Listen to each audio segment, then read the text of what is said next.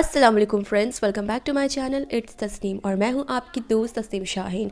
So friends, मैंने अभी जो वेडिंग सीरीज़ शुरू किया था इस साल और कुछ महीनों पहले, आई थिंक 2 से 3 महीने हो, तो उसमें मैंने बहुत सारे वेडिंग सीरीज़ के आउटफिट फ्रॉम स्क्रैच डाले। हल्दी आउटफिट, मेहंदी आउटफिट और recreating black dress and lehenga वगैरह।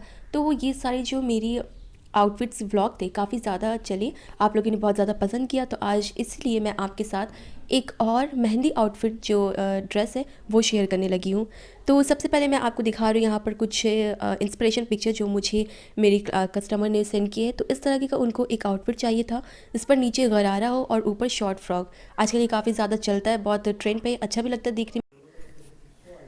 तो फ्रेंड्स, सबसे पहले मैं आपको दिखाती हूँ फैब्रिक। तो ये है 7 मीटर जॉर्जेट फैब्रिक। ये जॉर्जेट मटेरियल है, काफ़ी लाइट वेट होता है और ट्रांसपेरेंट भी। अच्छा, इस पर सेम सेज ग्रीन कलर का ये फैब्रिक है, तो सेम कलर का थ्रेड वर्क है इसमें और साथ में कुछ सीक्वेंस वर्क भी। और ये जो फैब्रिक है ना, इस पर पूरा ऑल ओवर सेम काइंड का एम्ब्रॉयडरी किया हुआ है।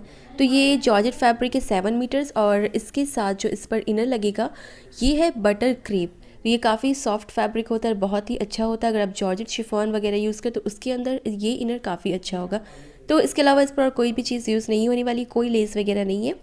तो चलिए आज का ये वीडियो शुरू करते हैं।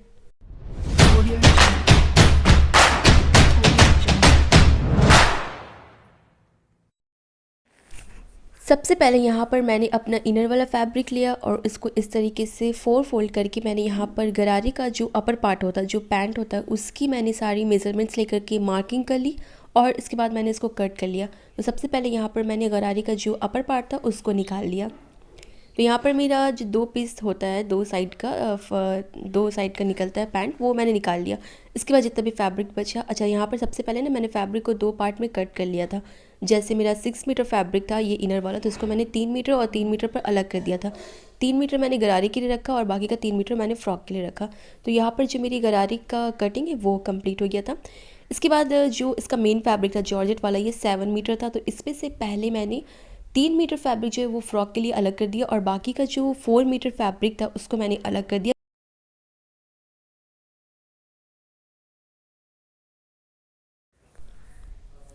तो गरारे के लिए जो मैंने 4 मीटर फैब्रिक निकाल दिया था उसको मैंने इस तरीके से एक साइड से सिर्फ डबल फोल्ड किया और यहाँ पर क्योंकि इसकी जो विड्थ होती है फैब्रिक की वो काफ़ी ज़्यादा होती है, 44 इंचेस होती है, किसी किसी में 56 इंचेस भी होती है।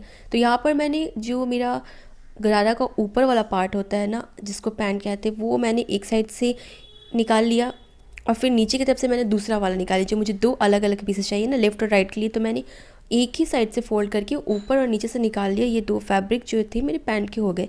इसके बाद अब ये जितना भी फैब्रिक बचा इस पर से मैंने अपने गरारे की जो नीचे का जो फ्लेयर होता है उसको निकाल लिया, ठीक है। तो यहाँ से मैंने इस तरीके से फैब्रिक को 4 फोल्ड करके रखा और जितना मुझे गरारे की जितनी फ्लेयर की लेंथ चाहिए, जैसे नी लेंथ तक, तो मैंने 17 इंच का वो जो ऊपर का पैंट होता है उसको कट कर लिया था। उसके अलावा जो मुझे 40 इंच का गरारा रेडी करना था, तो नीचे का जितना भी मुझे चाहिए था मेज़रमेंट मैंने मार्क कर लिया और पूरा बिल्कुल स्ट्रेट फैब्रिक मैंने कट कर लिया, जो मुझे फ्लेयर पर प्लीट्स बना कर डालना था। गैदरिंग भी कर सकते पर मैं प्लीट्स ज़्यादा प्रेफर करती हूँ। तो यहाँ पर जो मेरी गरारा थी उसकी कटिंग हो गई। इसके बाद जो 3 मीटर फैब्रिक मैंने साइड पर रख दिया था उस पर मैंने अपनी फ्रॉक, तो इसके बाद मैंने जो मेरा इनर फैब्रिक बचा हुआ था 3 मीटर का, उस पर सबसे पहले मैंने अपनी यॉक पार्ट की मेजरमेंट्स को मार्क कर लिया और फिर यॉक पार्ट की कटिंग कर ली। इसके बाद जितना भी मेरा फैब्रिक बच रहा था नीचे की तरफ से, उन सब को मैंने मेज़रमेंट के अकॉर्डिंग जितना मुझे लेंथ रखना है फ्रॉक का, उस पर से मैंने यॉक पार्ट की लेंथ को माइनस कर दिया और जितना मुझे रखना था उतनी मैंने सीधी बिल्कुल स्ट्रेट फैब्रिक को कट कर लिया। इसके बाद अच्छा, ये जो मैंने फैब्रिक कट कर लिया ना फ्रॉक का 3 मीटर में से मैंने निकाल लिया और ये था प्लेन फैब्रिक और इसको मुझे इनर की तरह इनर के लिए यूज़ करना था। तो इस फैब्रिक को कट करने के बाद साइड से जितना भी फैब्रिक नीचे की तरफ से बच रहा था, इसकी लेंथ ज़्यादा थी और विड्थ कम थी, तो मैंने इसको क्या किया ना, इस तरीके से इसको अपोजिट कर दिया। जैसे जितना मुझे अपनी फैब्रिक की लेंथ या विड्थ चाहिए थी फ्रॉक में, जितना मुझे चाहिए था विड्थ, उतना मैंने इसको कट कर लिया और ये एक्स्ट्रा फैब्रिक था जिसको मैं ऐड कर दूँगी।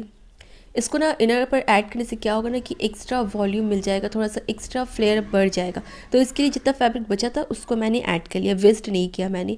तो यहाँ पर मेरी फ्रॉक और गरारे दोनों की कटिंग हो गई थी।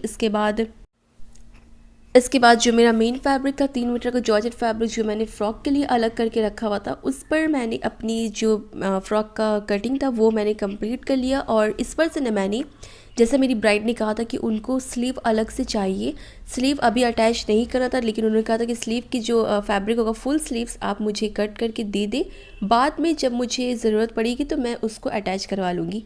तो यहाँ पर मैंने अलग से जितना मेरा फैब्रिक था उसमें से मैंने फुल स्लीव्स को कट करके दे दिया। और तो सबसे पहले मैंने अपना ये जो गरारा था ना इसको स्टिच करना शुरू किया, ठीक है। तो यहाँ पर सबसे पहला टास्क था मेरा जो गरारे के ऊपर वाला पार्ट होता है जिसको पैंट कहते हैं, उसको इनर और जो मेन फैब्रिक था दोनों के साथ पर मैंने स्टिच कर दिया। इस तरीके से मैंने ये वाला एक पीस जो था उसको रेडी किया, फिर सेम तरीके से मैंने दूसरे पीस को रेडी कर लिया। इसके बाद जो मेरा पास इनर फैब्रिक था तो सबसे पहले मैंने उस पर ऊपर से एक साइड से इस पर प्लीट्स बनाना शुरू किया, ठीक है। अगर आप चाहें तो आप गैदरिंग भी कर सकते हैं, वो भी काफ़ी खूबसूरत लगता है, पर मुझे प्लीट्स जो होते हैं ना वो ज़्यादा पसंद है।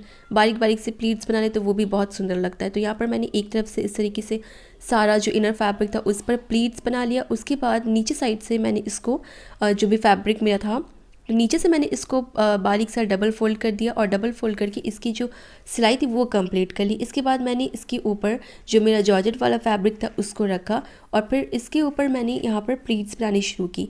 अच्छा, ये जो फैब्रिक था ना मैं यहाँ पर साथ पर दोनों को नहीं बना रही हूँ। अगर आप चाहें ना तो आप जैसे आपका जो मेन फैब्रिक है और जो इनर है दोनों को आप साथ में एक साथ गैदर कर सकते हैं या एक साथ प्लीट्स बना सकते हैं। पर यहाँ पर जो मेरा इनर फैब्रिक था वो मेन फैब्रिक से थोड़ा ज़्यादा था, क्योंकि मैंने यहाँ पर एक्स्ट्रा फैब्रिक जो था उसको भी इसके साथ ऐड किया था और जो जॉर्जेट का फैब्रिक था उस पर भी एक्स्ट्रा फैब्रिक ऐड हो सकता था, लेकिन ड्यू टू डिज़ाइन, क्योंकि उसका जो डिज़ाइन था ना अगर मैं एक्स्ट्रा फैब्रिक ऐड करती तो डिज़ाइन पर बहुत ज़्यादा डिफरेंस आ जाता जो बिल्कुल भी अच्छा नहीं लगता, इसलिए मैंने जॉर्जेट फैब्रिक पर एक्स्ट्रा फैब्रिक अटैच नहीं किया। तो यहाँ पर मेरा जो नीचे का फ्लेयर वाला पार्ट था वो रेडी हो चुका था और ऊपर का जो मैंने पार्ट बनाया था वो भी रेडी हो गया था।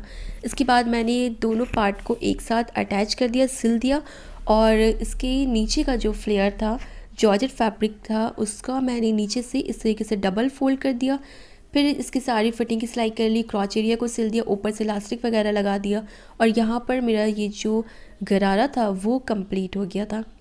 अच्छा, इसके नीचे भी लेस लगा सकते हैं या फिर जो जहाँ पर गरारा का जो नी वाला एरिया होता है जहाँ से आप थाई वाला एरिया जहाँ पर गैदरिंग की जाती है या प्लीट्स डालते हैं वहाँ पर भी लेस लगा सकते हैं, पर ब्राइड की रिक्वायरमेंट के अकॉर्डिंग यहाँ पर मैंने कोई लेस को नहीं लगाया है। तो यहाँ पर मेरा गरारा जो था वो कंप्लीट हो गया था। इसके बाद मैंने अपना जो फ्रॉक था उसकी स्टिचिंग जो है वो शुरू की और ये जो फ्रॉक था ना इसको मैंने जैसे पहले ही आपको बताया कि इसको स्लीवलेस बनाना है। तो यहाँ पर मैंने अपना इनर वाला फैब्रिक लिया, जॉर्जेट फैब्रिक लिया, दोनों को साथ में स्टिच कर दिया और इसको स्लीवलेस बनाने का जो तरीका है जैसे मैंने इसको बहुत ही अच्छे से फिनिशिंग के साथ इसका जो आर्म होल है उसको बनाया है। तो ये मैं आपको नेक्स्ट एक छोटा सा वीडियो बना दूँगी जिसमें मैं आपको बताऊँगी कि मैंने कैसे स्लीवलेस को इतनी फिनिशिंग के साथ बनाया। मैंने इससे पहले भी एक येलो कलर का ब्लाउज़ बनाया था स्लीवलेस, तो उस पर भी मैंने सेम मेथड यूज़ किया था और मैं उसको आपके साथ बाद में इंशाल्लाह ज़रूर से शेयर कर दूँगी। तो यहाँ पर मेरा जो यॉक पार्ट था वो कंप्लीट हो गया। अच्छा, इसका जो शोल्डर है उसको मैंने ब्रॉड रखा है क्योंकि इस पर बाद में स्लीव्स जो है वो अटैच हो जाएगा। अगर आप इसको स्ट्रैपलेस बनाते या पतला जिसका आर्म होल है उसको अगर शोल्डर को आप पतला कर देंगे तो फिर उस पर स्लीव अटैच करने में बहुत ही दिक्कत होगी, इसलिए मैंने इसका जो शोल्डर है वो ब्रॉड रखा है। अच्छा, फ्रंट पर मैंने राउंड नेक बनाया है और बैक पर भी मैंने सेम राउंड नेक बनाया। तो यहाँ पर मेरा यॉक पार्ट कट स्टिच हो गया था। इसके बाद मैंने इसका जो नीचे का फ्लेयर वाला पार्ट था उसको भी सेम तरीके से मैंने बनाया जैसे मैंने गरारा पर बनाया था। पहले मैंने इनर वाले फैब्रिक पर प्लीट्स बना लिया, उसके बाद मैंने ऊपर जॉर्जेट वाले फैब्रिक पर प्लीट्स बना लिया और नीचे से मैंने इसको फोल्ड कर दिया। फिर यॉक पार्ट के साथ मैंने अपना जो फ्रॉक का नीचे का फ्लेयर था उसको अटैच कर दिया। इस तरीके से मैंने अपना फ्रंट वाला पीस रेडी किया और सेम तरीके से मैंने बैक वाले पीस को भी रेडी कर लिया। उसके बाद मैंने दोनों का शोल्डर अटैच कर दिया और साइड की फिटिंग वाली सिलाई ले ली। तो यहाँ पर ये जो मेरा फ़्रॉक था वो भी कंप्लीट हो चुका था और अब मैं आपको दिखाती हूँ गरारे और फ्रॉक का complete final look. So friends, ये है फ़्रॉक का फाइनल लुक। स्लीवलेस फ़्रॉक है और शॉर्ट लेंथ है और इस पर प्लीटेड है, ठीक है।